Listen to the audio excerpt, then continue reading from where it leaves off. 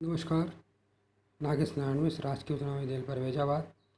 अभी 2 दिन इधर 3 दिन से संस्कृत गद्य भारती के अंतर्गत बच्चों आप लोगों को महाकवि कालिदास पाठ का व्याख्या सहित अभ्यास कराया जा रहा था। आज इस वीडियो में उसी से आगे के पैराग्राफ का अभ्यास कराया जाएगा। ध्यान से सुनेंगे और लिखेंगे या फिर बार बार इसका अभ्यास करेंगे। कालिदास काव्येषु अर्थात कालिदास के काव्यों में, कालिदास महाकवि कालिदास काव्येषु माने काव्यों में, अंगिरस अंगिरस श्रृंगारोस्ति श्रृंगार है। कालिदास के जितने काव्य हैं उनमें अंगिरस क्या है? श्रृंगार। अस्ति माने है। तस्य उनके पुष्ट्यर्थम परिपूर्णता के लिए, पुष्ट्यर्थ माने परिपूर्णता पूर्ति के लिए, करुणादय करुणा आदि करुण हास अन्य रसों का अन्य रसा अंगभूता अन्य रस अंगीभूत हैं। माने करुण रस मुख्य है, इसके अंतर्गत अन्य रस भी इसके अंतर्गत आते हैं। रसानुरूपम क्वचित प्रसाद, रस के अनुरूप, क्वचित माने कहीं कहीं, प्रसाद माने प्रसाद, क्वचित च और च माने और, च अर्थात और, क्वचित कहीं कहीं, माधुर्यम माधुर्य मधुर रस, तस्य माधुर्यम तस्य काव्योत्कर्षे उनके काव्य के उत्कर्ष में, काव्य की उन्नति में, सहायम सहायता कुरुतः माने करते हैं। वैदर्भी रीति कालिदासस्य वाग्वस्यो सर्वत्र अनुवर्तते। देखिए, ध्यान देना है, यहाँ पर रीति 3 प्रकार की होती हैं। बात आई तो बता दे रहे हैं, आप बच्चों ध्यान सुनना है। वैदर्भी रीति होती है, गौड़ी रीति होती है, पांचाली रीति होती है। 3 प्रकार की रीतियाँ होती है। वैदर्भी रीति जो सामान्यतः अधिकतर छोटे छोटे शब्दों का, समासिक शब्दों का प्रयोग किया जाता है। गौड़ी रीति में बहुत बड़े बड़े शब्दों का प्रयोग किया जाता है। तो इसी तरह से वैदर्भी रीति का उन्होंने प्रयोग किया है। वैदर्भी रीति माने सामान्य जनमानस को समझने के लिए संस्कृत का प्रयोग करते हुए वैदर्भी रीति में कालिदास का वाग्वस्यो सर्वत्र अनुवर्तते, वाणी के अनुसार सब जगह का वर्णन है। अलंकार योजनायाम, अलंकार की योजना में कालिदासो अद्वितीय, कालिदास अद्वितीय हैं, माने कालिदास के समान दूसरा कोई नहीं है। अलंकार की योजना में अलंकारों का इन्होंने बहुत सुंदर प्रयोग किया है। ऐसा प्रयोग कालिदास के अलावा किसी अन्य कवि ने नहीं किया है इनके समान।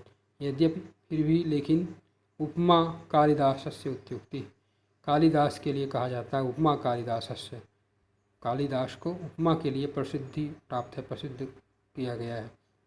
कहा भी जाता है उपमा कालिदासस्य भारवेर अर्थगौरवम दरिणः पदलालित्यम माघे संति त्रयो गुणा। ये एक सूक्ति है।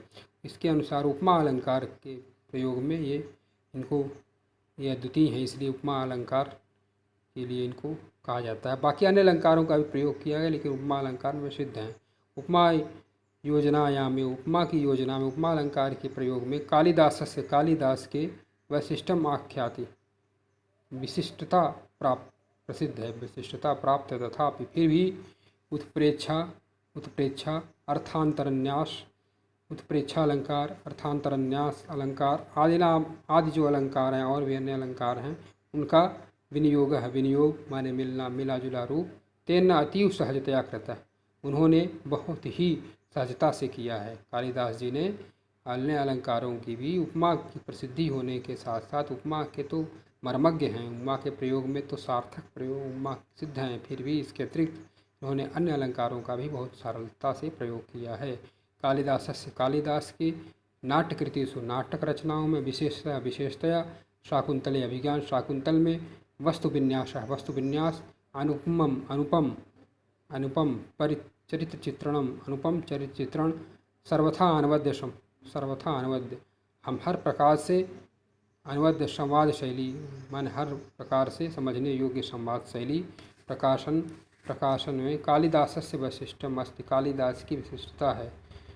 आश्रमवासी, आश्रम के लोग, शकुंतलाम निर्वर्ण्य, शकुंतला को छोड़ करके, मनसि काम प्रौरहम अनुभूय, मन में काम का अनुभव करके, दुष्यंत तावत शांति न मिलते, दुष्यंत को तब तक शांति नहीं मिलती, यावत ताम जब तक, क्षत्रिय परिग्रह, जब तक वह नहीं जान लेता कि यह क्षत्रिय कन्या है, विश्वामित्र दुहितेयम नावेत, वह स्वीकार नहीं करता है कि मेरा मन, दुष्यंत का मन शकुंतला के प्रति आकर्षित हो रहा है। वह इससे समझता है कि मेरा मन तभी उससे शकुंतला के प्रति आकर्षित होता है। इससे निश्चित होता है कि यह क्षत्रिय कन्या है, कर्ण की पुत्री नहीं है, क्योंकि मेरा मन गलत स्थान पर उपयुक्त नहीं हो सकता, तो अपने सजाति में ही जा सकता है। इसलिए निश्चित होता है कि यह क्षत्रिय कन्या ही है, ये कोई ऋषि कन्या नहीं है। यावत्ताम न ताव जब क्षत्रिय परिग्रह क्षमाम विश्वामित्र सुदुहितम नावेती, यह विश्वामित्र की पुत्री नहीं है।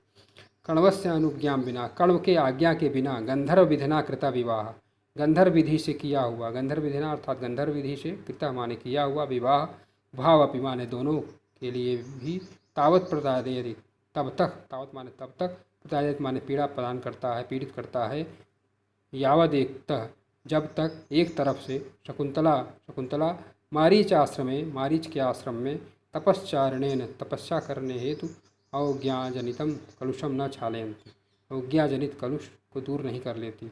अपरतः दूसरी तरफ दुष्यंत अंगुलीय लाभेन माने अंगूठी को प्राप्त हो जाने के बाद अलध स्मृति, जो उनकी भूल स्मरण है वह याद हो जाता है। सन प्राप्त होते ही भृशम तुरंत अत्यंत पीड्यमान प्राश्चिताग्नौ, अपने प्राश्चित की अग्नि में पीड़ित होते हुए आत्मशुद्धिम न करते, आत्मशुद्धि न करते हुए तदंतरम करने के बाद ही, उसके बाद ही, तदंतरम माने उसके अनंतर, उसके बाद ही, तयोः तादात्म्य प्रेम, उन